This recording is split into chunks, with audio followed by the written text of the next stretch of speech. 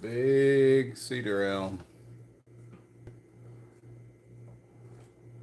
Hardly see the whole thing at once. Give me 1 second. There you go.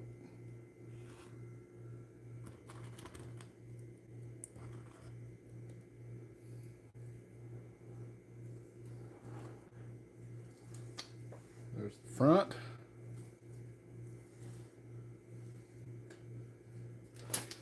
Looking good. Just got a little weeding to do, housekeeping. I set the structural branches on this thing earlier this year, and it has responded in force. So we're going to do some standard summer pruning. Help define those pads a little bit more. So we got some caterpillar damage right here. No big deal. But this is just the kind of tree where you see caterpillars and spiders just drop out of nowhere, and it always makes you, startles you a little bit, even if it's something innocent. It's just surprising every time.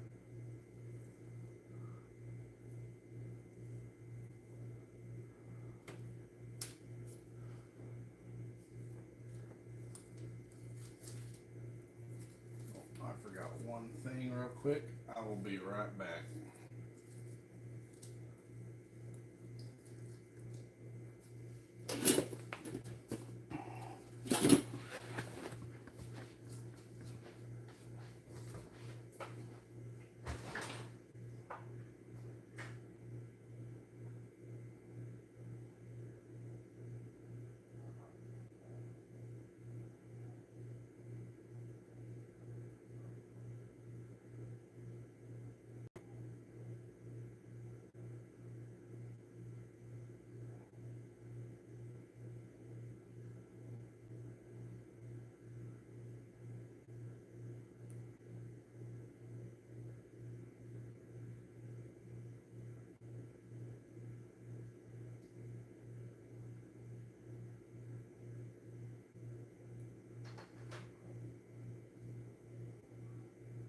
Thin cream pajamas.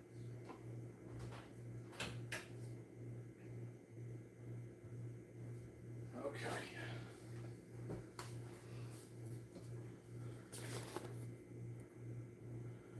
All right. Sorry about that delay. I'm back. Ready to go.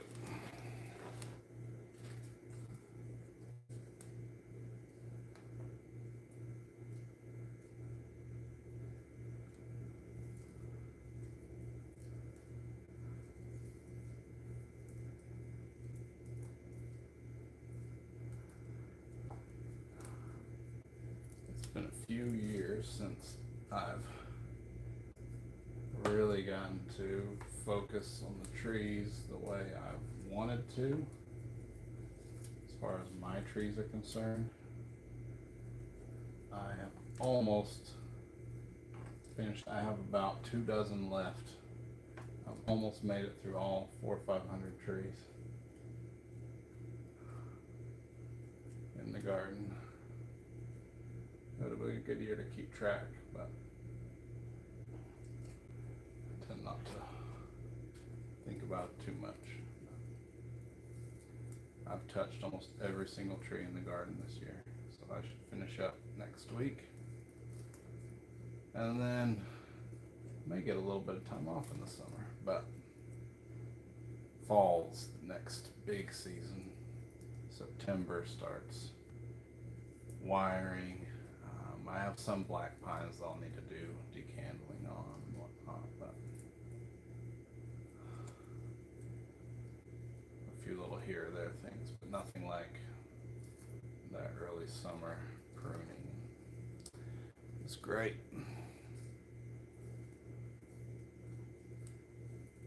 So we'll get to town on the Cedar Elm and get these weeds out of the way.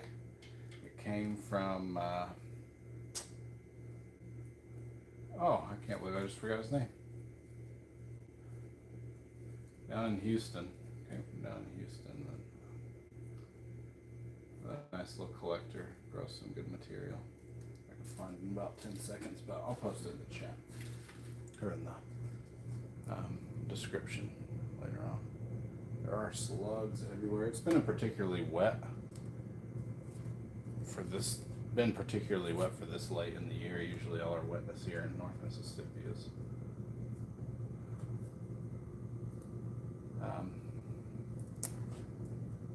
over the winter, but we got a lot lately, and it was a fairly dry winter for us. So interesting. I like it better that way. A drier winter is better on the trees. They don't deal with so much rot and setbacks as far as that goes. We may put some guy wires on this thing. It's really hard to get it all in the picture. We may put some guy wires on this thing, but it's looking like, oh, that's a big snail. It's looking like it'll just be pruning it, and then we'll save the wiring for the fall. That'll be great. Okay. I really wish. Let me see if I can stuff it away.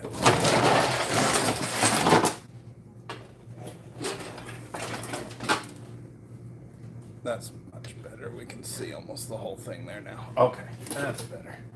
You may get a glimpse of the bald head in there, but now we can see the whole tree. All right, there we go. It's just classic directional pruning. I am looking at paying attention to spindly branches down low. If they're too thin, I want to leave those to get some girth on them.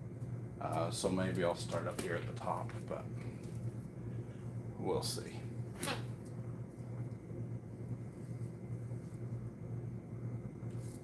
As good a spot as any.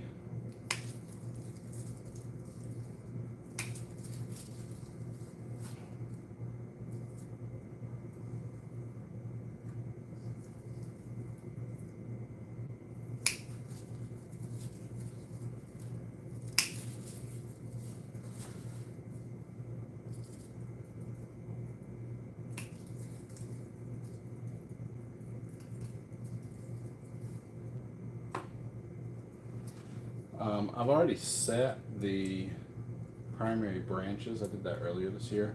So I'm not very concerned about making sure every little cut is just right. I'm looking more at kind of micro addressing the issues. So I can cut branches back per pad rather than pruners are feeling a little funky, a little dull. Cut back per pad rather than having to look at every little thing. So I'm not worried about not being at the right angle on the tree because it's all going to be a little different.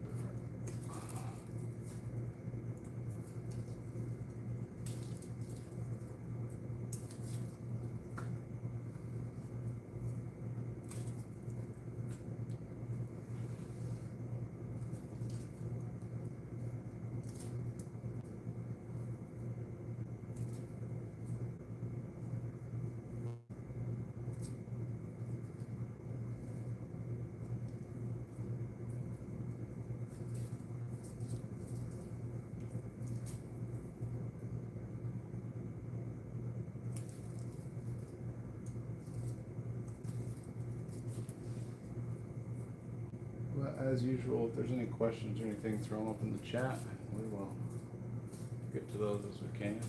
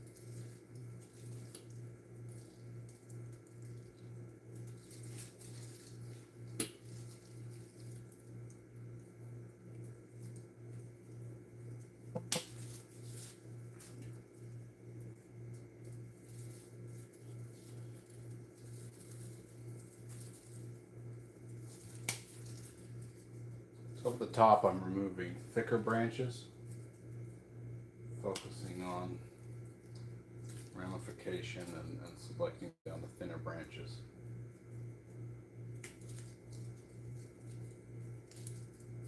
Making that transition from 1 to 2 to 4.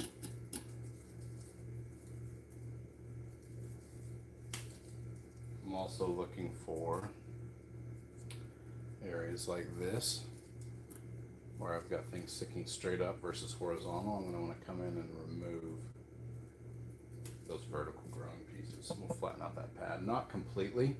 I'm leaving a little stub with some foliage there because as it grows, it will, instead of being a flat pad, it'll billow a little bit.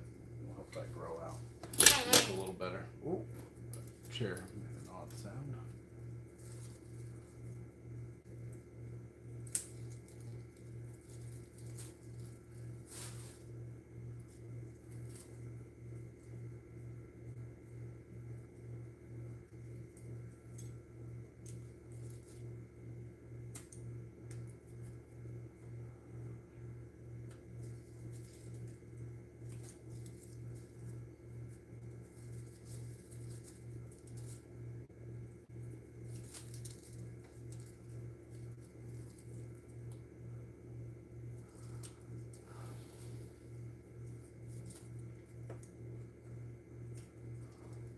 This little branch down here I don't really like at all. It's kind of spindly and twisty and turny, but it emerges from this other branch at a really adventitious position.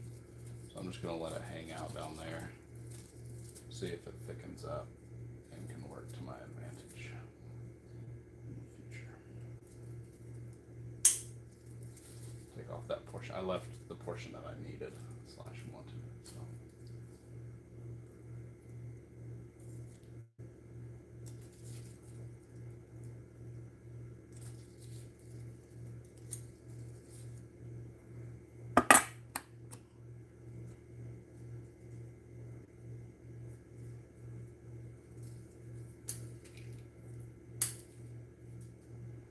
A lot of these will get pulled down to level them out. There's definitely wiring that needs to be done, but this is not the time of year for that. So anything that we can clip and grow, we'll do that. Anything else, we'll have to wait. But you want to keep that in mind as you're pruning, is you will be wiring later.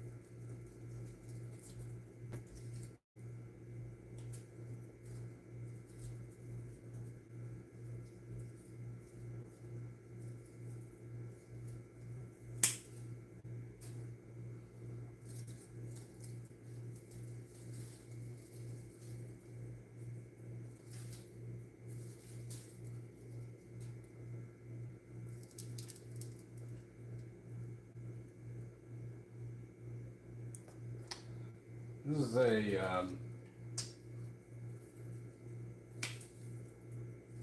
Cedar Elm, sometimes often called. There may be a little bit difference, but sometimes also called a winged elm. I'm going to be completely honest, I'm not familiar of any distinctions if they're between the two if they're not synonymous. But yes, winged or cedar elm is what I'm working with tonight. Thanks for joining in.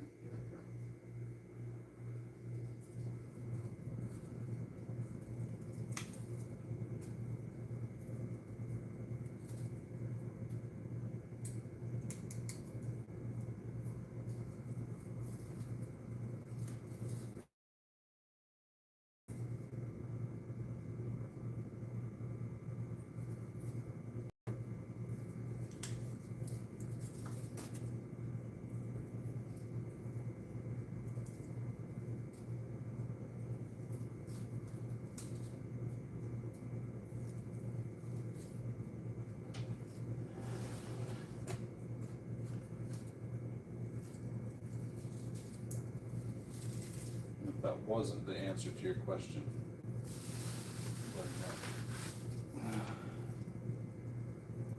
partly because I don't know if that was really your question, but that was an educated guess.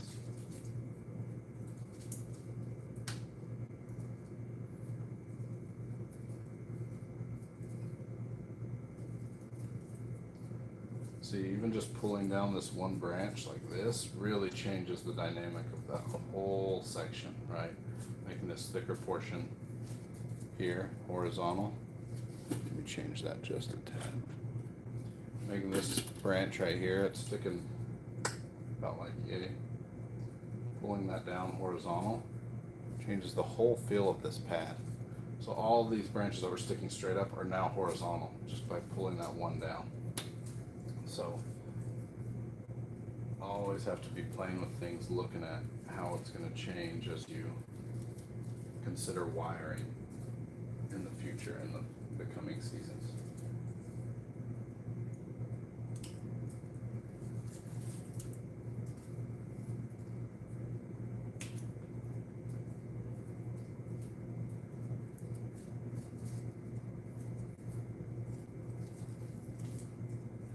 So if, I bet I'll find one sooner or later.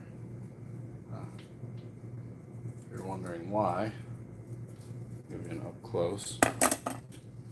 It's called a winged elm. You'll notice there's a little tiny, right here, there's little wings. Let me see if I can find a big one. Here we go, that's better.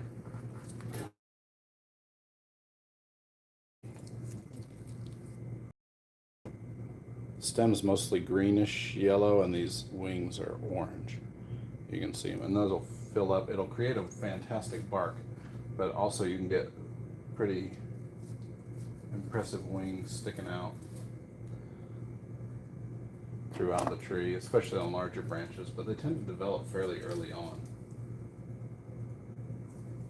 So you don't have to wait till it's old to get some decent looking winged branching.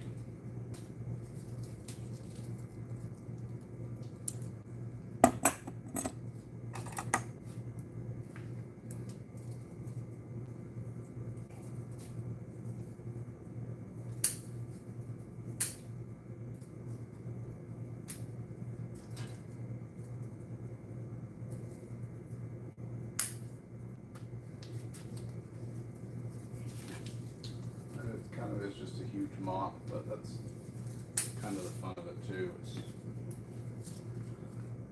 watching it transform.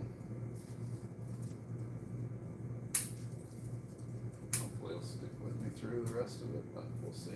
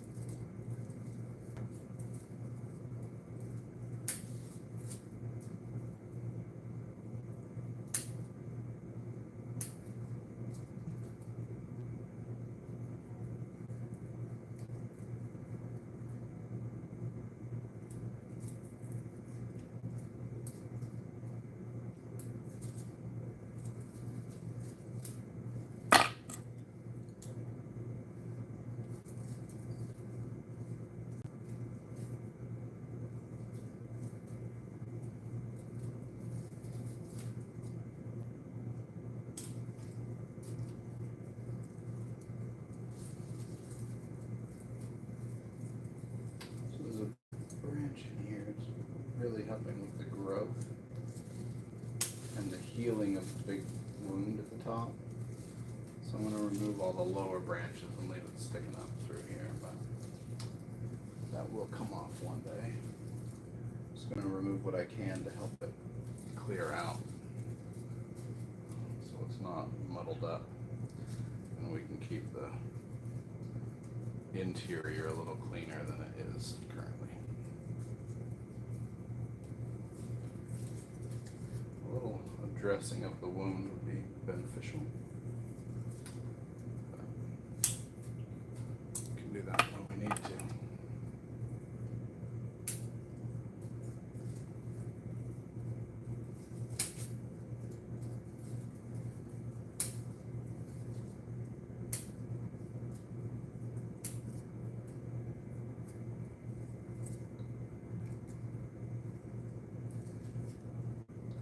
It's another example of one that's sticking up. If I just pull it down, this will fill in that area, and this will create a nice pad down in this negative space. So another one where normally you may cut that back, but we'll pull that down and it'll fill in real nice.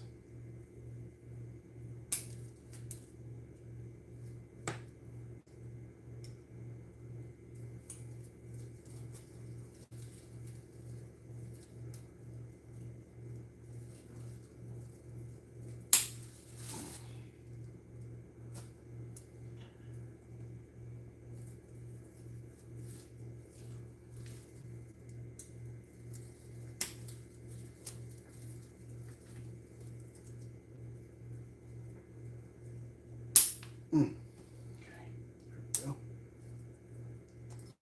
Don't want to forget that one, so I'm going to put cut paste on it now.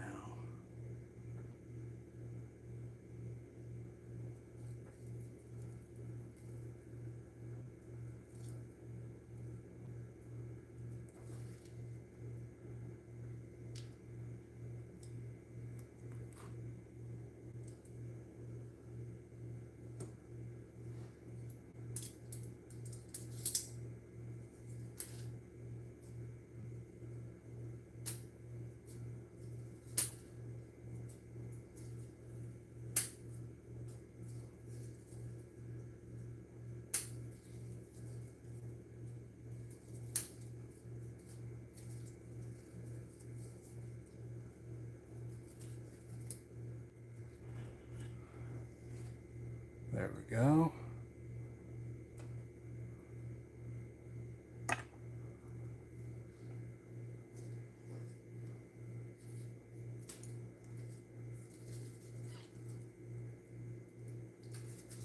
Maybe that's too big.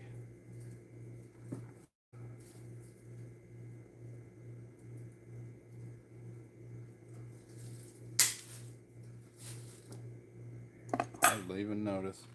It's always great when you take a big sounding branch, at least, and they're usually pretty thick, but a big branch, everybody's like, whoa, like at a demo or whatnot, and then you take it out and you hardly notice where it was because there's so much foliage sitting in these things. It's like, oh, that branch really was just thick. It wasn't necessarily unique in its photosynthetic contribution to the tree. You didn't really need it, we should say. It just happened to be growing there.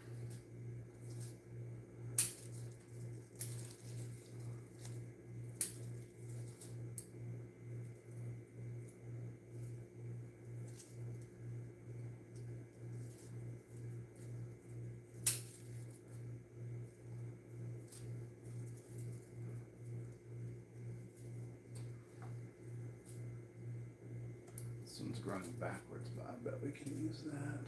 Okay, there we go. There's actually quite a bit of interior growth in here.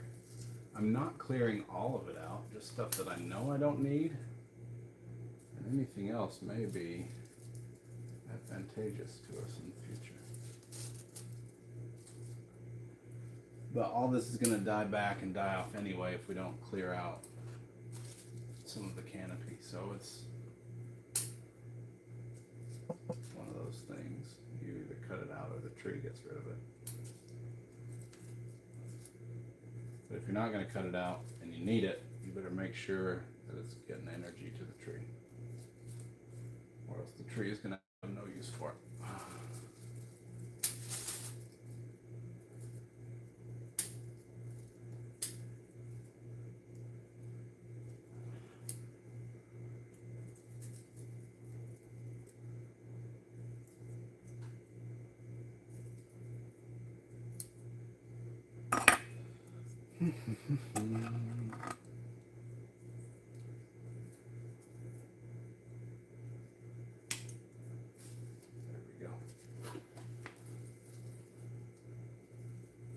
A lot of really nice ramified branches up here. I want to show you the bottom so you can actually see the branching.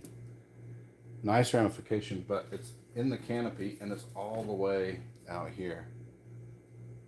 We're looking to really condense this portion of the tree, because as nice of a trunk as this is, it's more like a shrub right now with how large the canopy is compared to how thick the trunk is. I'm looking eventually that fully ramified, these branches are going to end where they are now. So that means, you know, we'll see how the wiring goes, but next year it's going to be even more condensed. Boom, to here. The canopy is going to be here, and then it's going to go out to about here, right? So that we have, these are going to be pushed back to about this area, about half the length they are now. It may happen tonight. It depends on what the top of the tree gives me to play with, what the apex lets me do, but we'll see.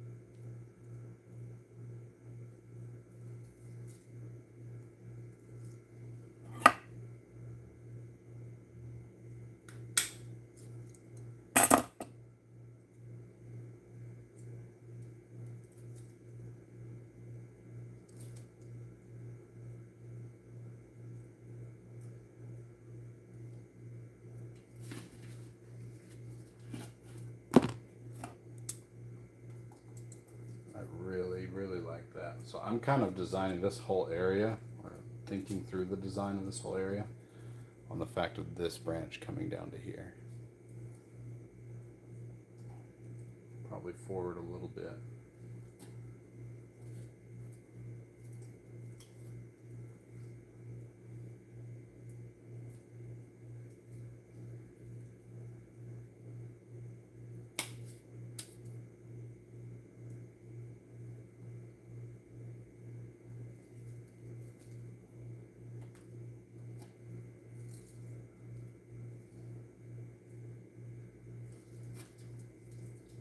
Messes with this back here.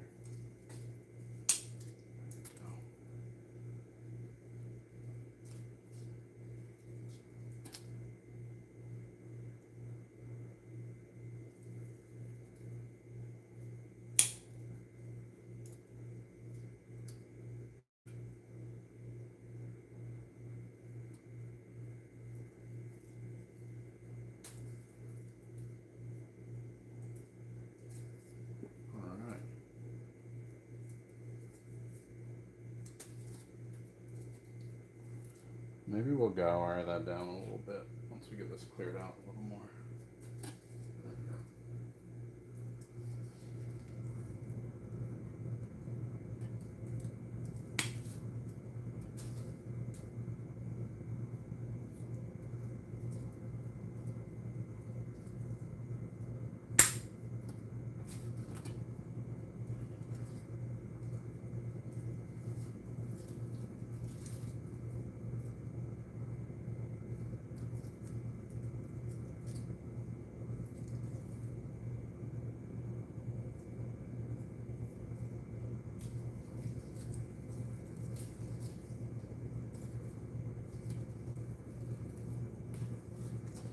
places where there's knobs and nodules in here of previously removed branches, you'll find a lot of foliage popping up because it's healing, so there's a lot of hormones in there, and so the branches will continue to develop in that area.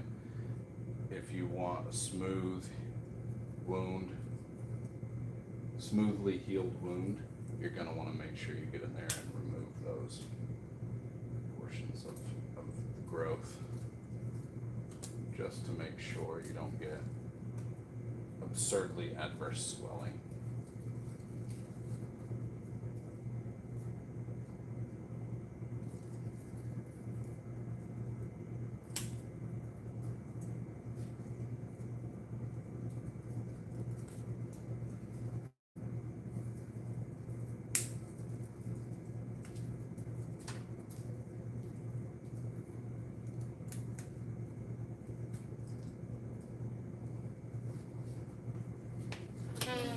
All right. Looks a little different on this side now, right? Got a little bit cleared out, see, but things like this, they're gonna come down, they're gonna fill in. It'll look good. It's gonna look bare for a little bit, but it'll look good. I had a client the other day that came and he's like, do you mind if I watch? You may be watching right now. You mind if I watch while you work on the tree? And his wife was just gasping almost the whole time. She's like, I think he killed your tree. It's like, no, trust it. And then he sent a picture a few weeks back and was like, the tree looks incredible. It's like, yeah, you got to just get through that initial shock phase and trust the process. And you can push a tree too far for sure, but trust the process, it'll work out.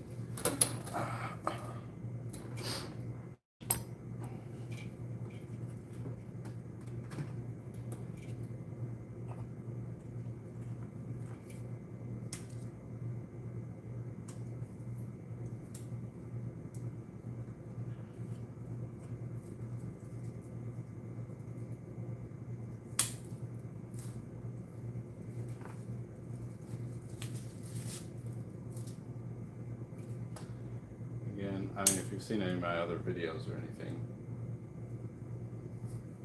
so many times it's talked about prune back to two,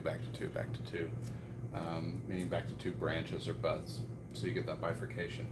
Somewhere like this, I pruned back to one here, and I pruned back to one here. Yes, it's two here, but the other branches were not, I mean, it was like this, it was a right angle. This one was so obtuse that it was obscene. So I pruned back to one here, but I'm pruning for direction first. Prune for direction first, ramification will follow. So don't be so fixated on the two that you miss the opportunity. That's nice. You miss the opportunity to create the pad in the way you want. My goal is to have my hands on the trees the least amount as possible. So if I have to come through and prune this, and then I have to come through and wire it again, then for me, it's like, well, why didn't I just prune this in the first place? And then next time I come in and prune, it's already laid out in the way that I want it to be laid out. So.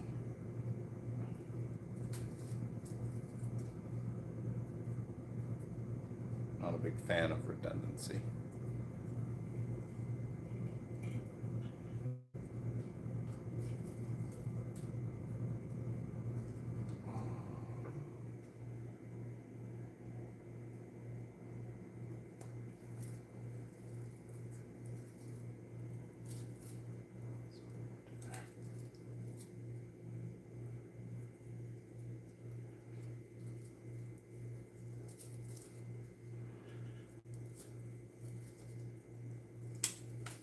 we go. That really opened up the front. Now you can get into that canopy.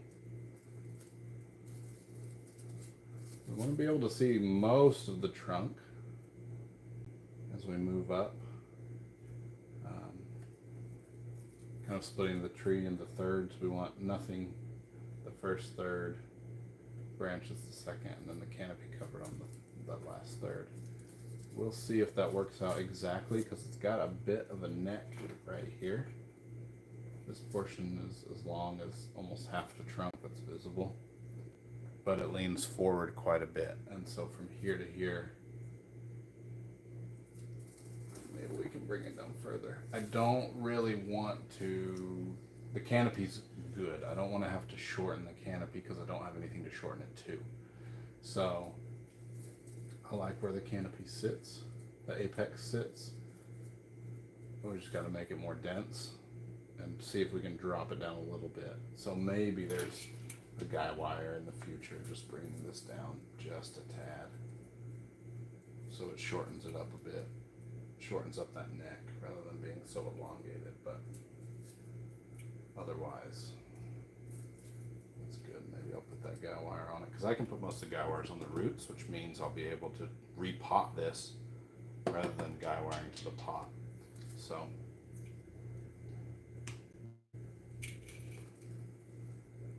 extemporaneous roots, things that weren't really helping out just in the white. So okay, maybe that's good. Okay, I got distracted.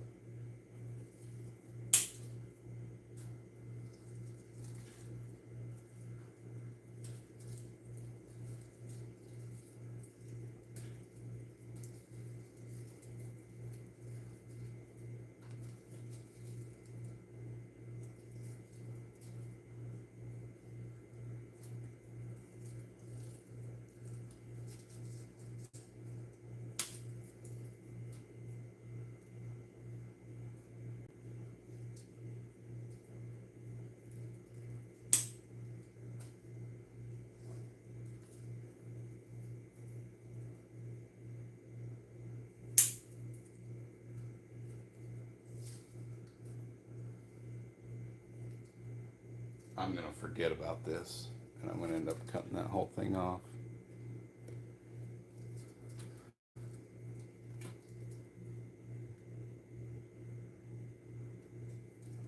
Yeah, bonsai is not the species. That's usually when I do classes, I talk about the two major myths of bonsai.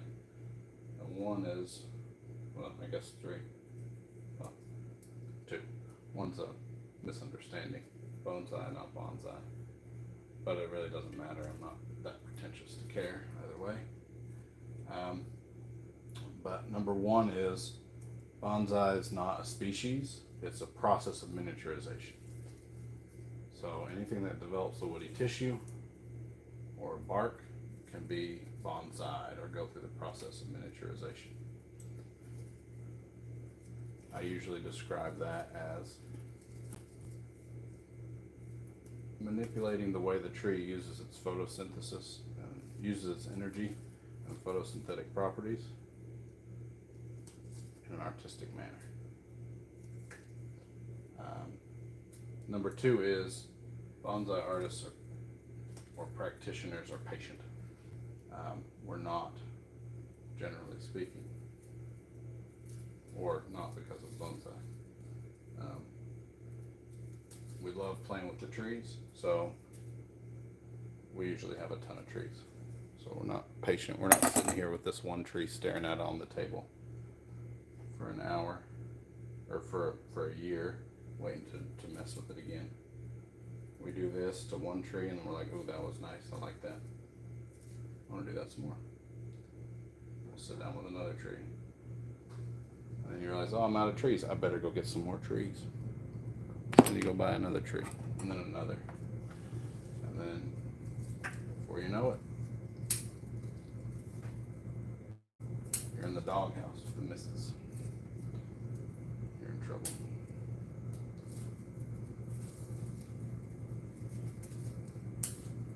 It's all good.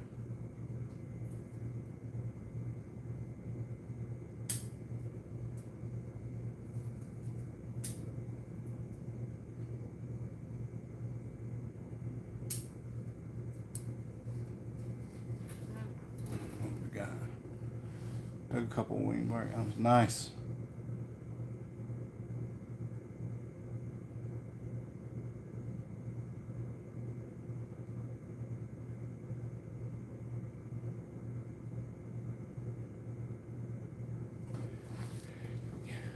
I'm glad the tips have helped with your collected trees. It worked wonders for me as well. Yeah, Chinese elms are very popular trees for bonsai, and I mean you can go along. A lot of them are planted in parking lots, those strips in parking lots. And you can go along and just gather up seedlings that have sprouted up and make great trees out of them in almost no time flat, comparatively, right? But they also shoot up suckers from the roots, so you may think it's a seedling and you pull it up and it's attached to some big root and you can't actually get it out of the ground, which can be frustrating, but it's no big deal. They're gonna get sprayed anyway, so if you pull it up and it just rips in half, it's not that big of a deal.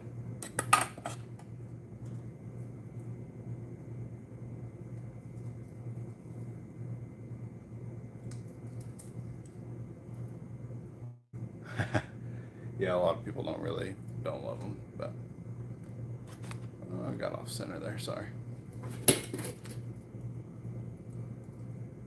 Yeah, a lot of things people hate because they're weeds or they're this or they're that are prime for bonsai. Ligustrum or privet is one of those. Everyone's like, oh, I hate that weed. It's like, yeah, have you seen one 20 years out through clip and grow? Man, it looks good. So, and they grow so fast that you can mess with them a lot. So I love a good privet, even though everybody hates privet.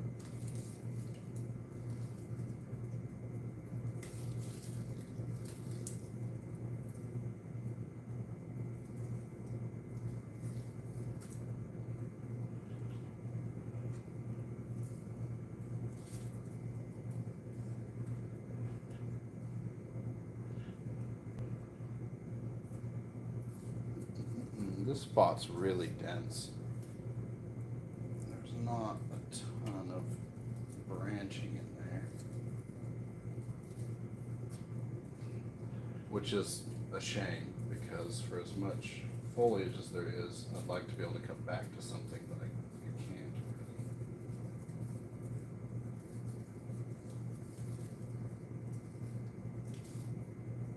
I'm trying to even out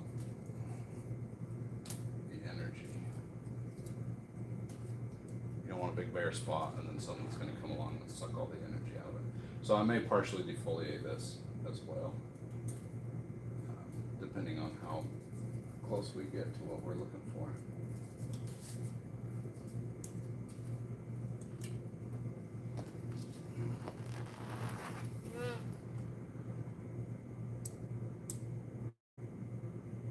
Oh, yeah. Suckers on the Chinese elms for sure is going to be a major issue for you. This tree needs to be planted forward.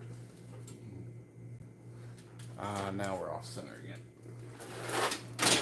There we go. Needs to be planted forward a bit but it's looking good. Apex is just off center. May lean it a tad when it goes into a pot to keep it from being directly above center. But I like the movement. The initial trunk movement moves to the right, but then the defining branching, I'm thinking this side will be the defining branch, and then the apex moving back over towards the middle. So that means this can shorten up quite a bit. I'm still going to let it grow before I chop it back. Not completely, not unchecked. Not unchecked. Because I really want to push that asymmetry, but I want this side contained and this side to get all the energy growth here.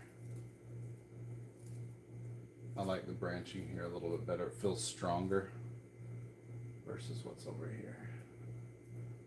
We'll see how that works out.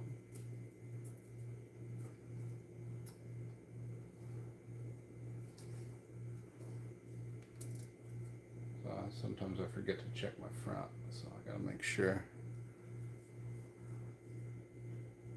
That's good. Yeah, it's really nice material. Ah, I just remembered. It's from Timeless Trees, so down in Houston. So they have a lot of really good collected stuff. This was great. It's a great one. I used to be down in Austin and we'd collect these like crazy. But sometimes you move. You lose the chance to collect things that you used to be able to. There's a few here in North Mississippi, but nothing this capacity that I've found, this size. That's really just been a monster of a tree. I mean, it's not even that big, but it's just got such good movement. That wound will heal up just fine.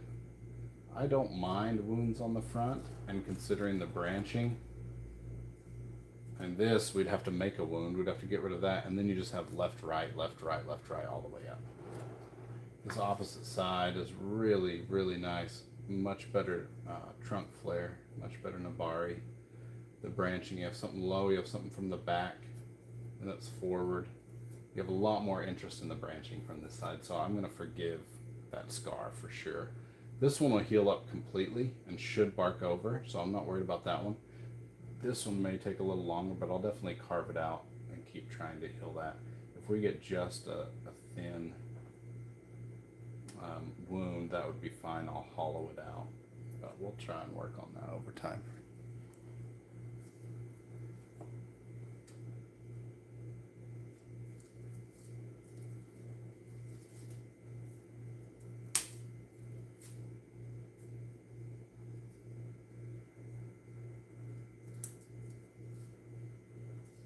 This feels out of place. Yeah, big time. It's just long and leggy.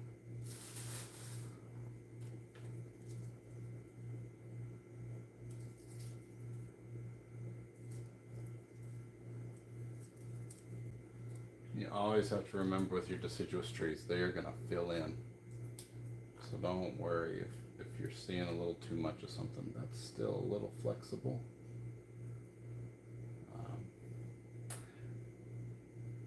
So that's not something I would wire down because it's going to be showing the bottom of the leaf to the sun, and that's part of why you don't wire right now, is because if you can't protect your trees from the intensity of the sun, it's going to scorch every single one of those, and you're going to take a major step back. So if I'm moving anything that's going to be bottoms up, just leave it and do it later when it doesn't have foliage on it, or when it doesn't matter. But something like this one we've talked about, pulling that forward. I have no problem pulling that forward because it's going to mostly keep things upright. But let's see. Let's pull that in. And you're not going to really be seeing it because it looks a little awkward when you're looking here. It's like just cut it off. But keep in mind the front of the tree's here, so we're going to pull that in. You can barely see it right here. it'll show up and it'll take over that spot, which means we can reduce this back quite a bit. It's so strong in this area that we really want to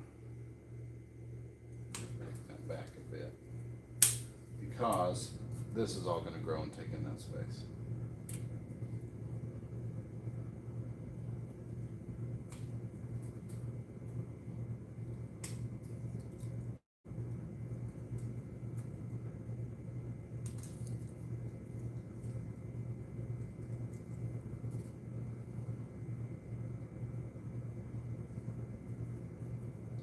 That may come down a little bit too. I like that a lot. Pulling that down gives you another layer. It opens up the apex a bit. Right? That feels so much better. That one I can definitely guy wire. So we'll put a guy wire on. Spread that out for now. See what everything looks like. And see if that impacts what we do here. I'm hesitant to pull off anything like a branch like this, because then it just leaves me with this, just a stick coming out of there. But maybe that whole thing comes off because we have this portion back here and it's a much tighter branch. So again, it's just one of those things that you have to work through little by little.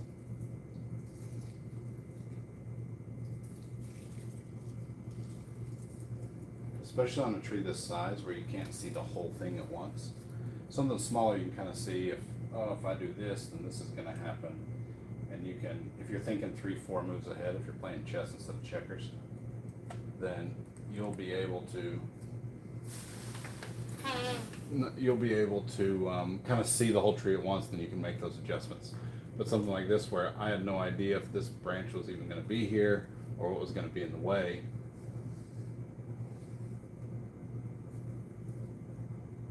then I'm going to leave all of this because I don't know how far I'm cutting back on the top versus the bottom versus all that. So yeah, let's do a little guy wire here. If I can find my wire.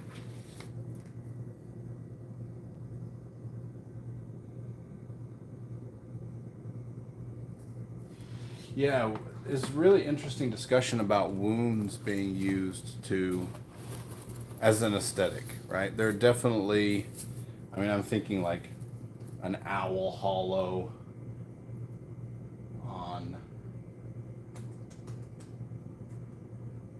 in a maple tree or something like that. It really just depends on the type of tree and what it gives you. I've seen some of the best, my favorite scarred trunks and open wound, well not open, but wounds on deciduous has to be on beech trees. It is just incredible. You get the lightness of the bark and then the dark hollow, because it kind of, when it heals, it kind of gets this burnished black look. So you have this black hollow with this intense white bark, and it's something else. So yeah, definitely you can use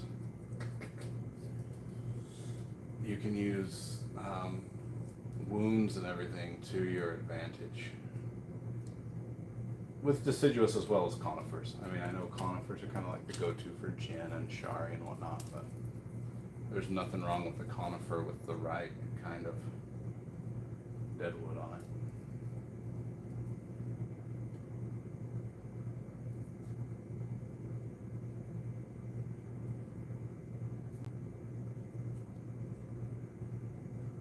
I don't have my plastic. Give me 2 shakes. Run across the camera real quick. Grab my plastic tubing.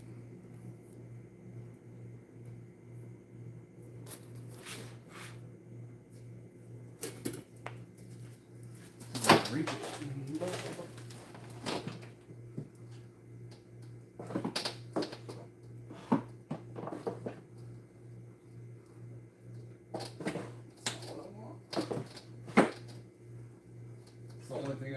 lift.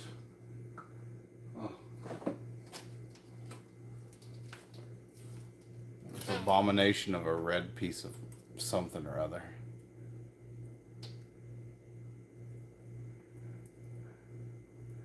Ah. This is a Cedar Elm.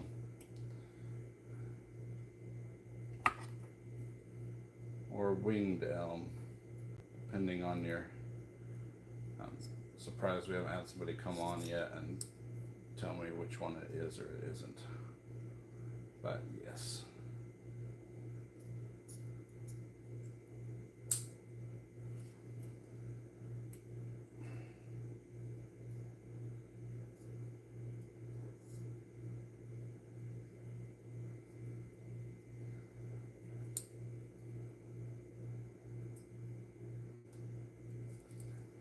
Yes, it's a winged elm. Here, I'll put it in the chat real quick. Let me see. Winged elm or cedar elm. I have myself up just for the cases of the chat because it's easier to do on the computer than anything else. Helps me keep an eye on things.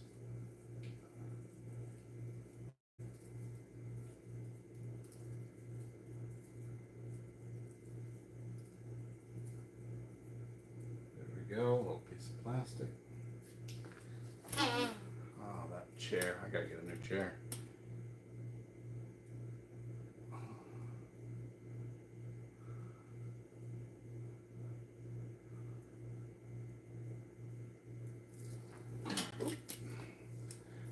Did you get it?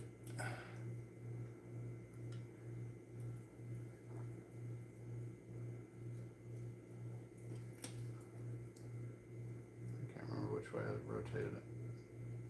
There we go. There we go. And then as we tighten it down here, you're going to see it move.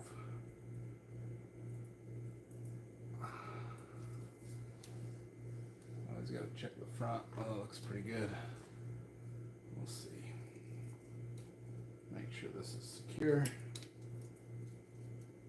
And I'm pulling towards me as I tighten, so that rather than one wire wrapping around the other, it forms a helix, and they wrap around each other. And then I always, whichever one is left on top, I fold the wire down against it so that it tightens it up.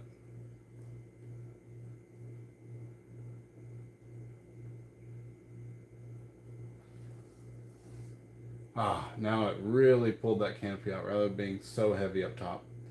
Pulled that canopy down. That's secure. Good to go. It's a little thick for a guy wire, but it's the wire I had immediately available, and I'm not worried about it because that is a thicker branch, so no problems there.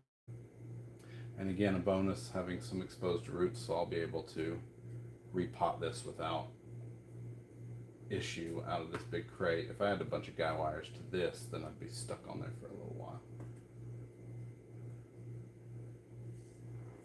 I gotta see it from y'all's angle.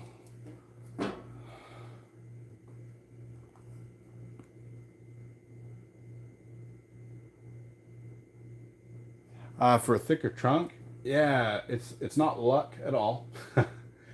It's just the trees growing. So finding a tree like this is a little bit luck and a lot of bit effort.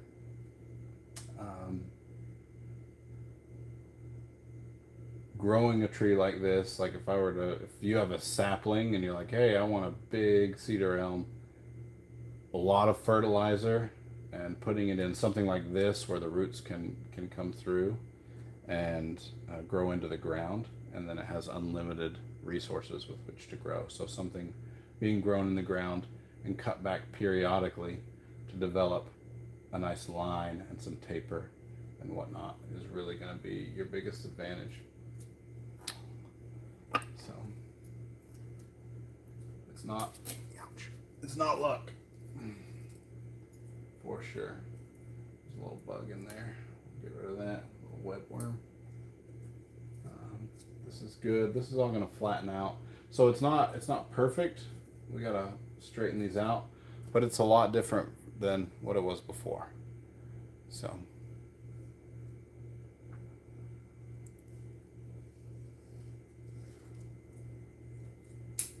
Clean these sides up real quick.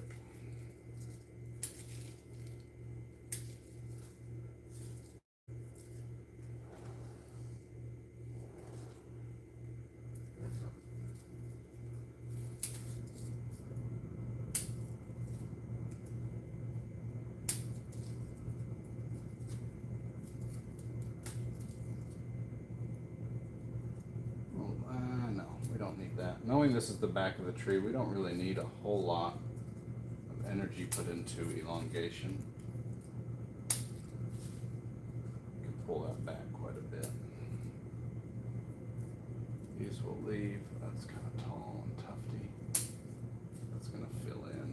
That's going to come down.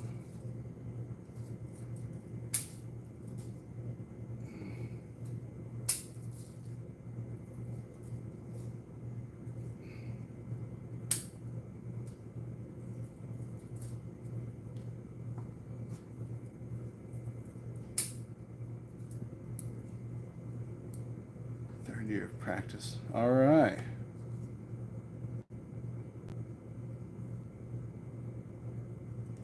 Yeah, year 3. That's good. Stick with it.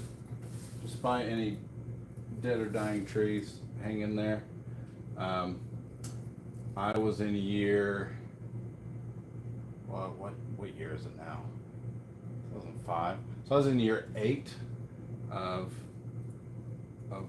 my practice of bonsai before I did a formal apprenticeship. That was in South Korea at the Korea Bonsai Museum. It was fantastic. I had spent a couple years in Korea after high school already, so I thought rather than go to Japan and have to figure out a new language and all that, I'm sure they practice bonsai in Korea, and so they do, of course. Should have been obvious, but didn't think about it. And then I got to apprentice there in 2019, and it was an amazing experience. Got to see a lot of new things, a lot of new ways to do things that I'd already been trying to do. The way they integrate rock is particularly unique, and some of the rock plantings are just incredible. And then it got me on a mixed species forest kick, and I have been working on for the past 3 years #1 forests and then mixed species forests. So anything that I find around, I just put in the pot together and see what works. I mean, I make it as aesthetic as possible, but knowing that the beech and the hornbeam like boggy soil and the maples will usually get bacteria, so how can I plant those in together? The maples are often understory trees. How do we use that to look natural? And I really want to do a mixed conifer deciduous forest. So I've been messing with Virginia pines, some of our native Virginia pines, and they grow in just the thinnest layers of detritus and in all the rotten leaves. And I thought, if any pines, any conifers can handle wet feet, or at least, more moist soil, it's going to be those. So I have some mixed forest with conifer and deciduous, utilizing the native Virginia pines. And so far, so good as far as that experimentation has gone. So I highly recommend working with what you've got and seeing how things develop that way.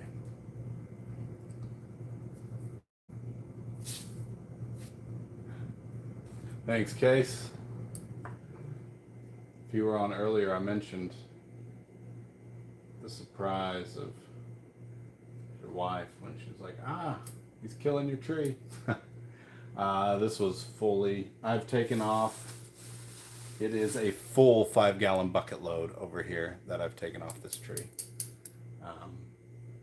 And that's, I've packed it down 3 times, so it's not just stacked up. It's packed down in there, and it is solid. So we were worried about earlier whether that would have an even distribution, looking at some of the more sparse sides on the back here, particularly this area, right? It's got good branching there, but it was long, leggy branching, and so we cut back to the solid structure. And I think because that portion of the tree, this area that we're talking about, is towards the top, that apical dominance is going to help out. It'll flush out without any issue. If we had done that to a branch down here, and then expected this branch to respond really well, chances are something isn't going to make it. So being at the top helped me do that. Everything else looks like an even foliar distribution, which is fantastic. There's a few things sticking out, higgledy-piggledy, a few things that we're going to be moving around. We did get to put one guy wire on, and that really changed the dynamic of the apex. So it helped incorporate the apex into the rest of the tree. Really, really like it. I'm liking the lean to this direction. We'll keep this shortened. We'll let this grow out a little bit and develop those pads, which means when we're putting it in a ceramic, we're going to plant it that direction in the ceramic on that third so that it comes over and flows this way. I have a couple pieces of ceramic in mind, and if they don't work, I'll probably keep an eye out for something from Byron Myrick or Eli at Waldo Street Pottery out of Atlanta. Both great American potters, and I'd love to put an American native species into an American native pot. That's kind of one of my things. Oh, Case, your hornbeam. I know it. My wife still brings it up like every day.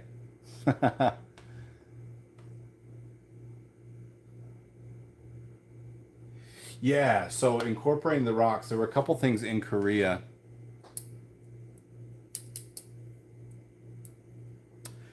about rock plantings. Often the classics are root over rock, and where the roots actually grow around and incorporate the rock. And then there is just slab planted or rock planted. So the biggest things that I saw in Korea was they would just incorporate rocks into the plantings. Not even as a side kind of. A lot of times you'll see the little stone men. It wasn't separate from the tree. It was just like, to be honest, I saw one that it was a Japanese maple, and it was split. The trunk was split like this. And right in the middle, they had just taken one of those, almost like a flagstone, and just set it right in there. And the tree had started to grow around it.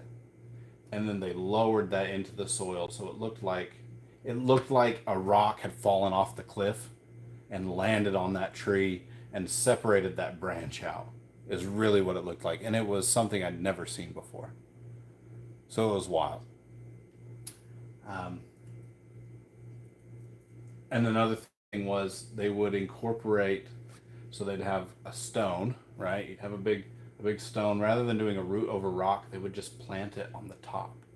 And they'd take all the roots, and it was like an inverted comb over. They'd comb all the roots down the back of the stone, so it looked like this tree was just perched right on top of the rock. And then on the back, they'd get soil and muck and moss and pad that all in there. So the rock, it looked just like a mountaintop. There was no added measure of soil on the top. It was directly onto the stone with a thin layer of soil, and all the roots hung down the back. And it just looked like a tree perched right on top of a rock. It was something I'd never really seen before at all, just the way that they would manipulate the roots around the rock to look like it was just plucked out of the mountain and set down in the pot. But some wild stuff. This tree, it's taken quite a bit of time, so I won't be able to make it through more than one tonight. I was at a client's and got home, so I have been cutting trees since like 9:30 this morning, and I've loved every second of it. It's been fantastic. So to come in and finish my day on something like this, you can just see the trunk line right here in this area, a little shadow of it. These will come down to hide that, give it a little mystery, pull that whole thing down. but it is, and this is all in 1 year, because I picked up the tree in mid-March, came home and did the initial branch selection. I did not make these 2 cuts; those are well healed, so that wasn't me. But chose the front initial branch selection, and then come in the same year because it responded so well, and do this post-flush hardened prune and some secondary branch selection has been great. Really excited to see where this tree goes. Really excited to see what color it turns in the fall, because that'll help me pick out what ceramic it's going to be in.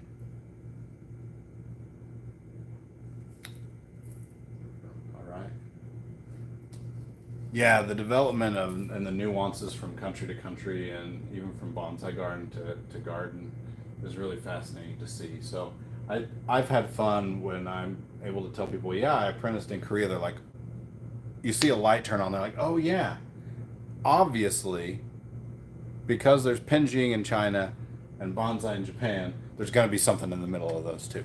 And it was a fun, unique experience. The other thing, so other than rocks, mixed forest, the third thing that I pulled out from my apprenticeship is working with Chinese quince. I mean, you see trunks this big around, and they'd be completely hollow. It would just be a shell of a tree, and the quince was just incredible with the exfoliating bark. Producing fruit, I mean, these trees were amazing. And so to get to work on things like that is just, it's great. It's great. I see a couple big spots that are staring at me saying, I need putty application. But yeah, if there's no more questions or anything, I'm going to call it a night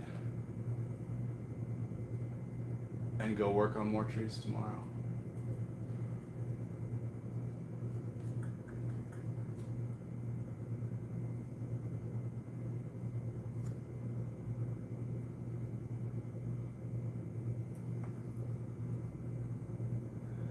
This tree is collected, so I can't really tell. Some of the branches I removed, which were not this time around, but before, were registering at like 13, 14 years old, which means the trunk is probably really close to double that, especially with the bark development that I'm seeing. So it's probably growing on some slab. And there is a trunk chop. Where'd it go? Up here. Can't really see it, but there's an angled cut right there. It's healing over very nicely. But the fact that we can see right here is still smooth, and it's got wings on it, but it hasn't developed bark yet. So I don't know if that was, I know it wasn't field grown because there's no scar there. So it's just the natural development of this tree in particular. So it's probably, I'd say 25-ish years old is where I put it. Just by the indicators of the branches that I removed and the rings that I counted on that, and some of the other indicators. So, all right.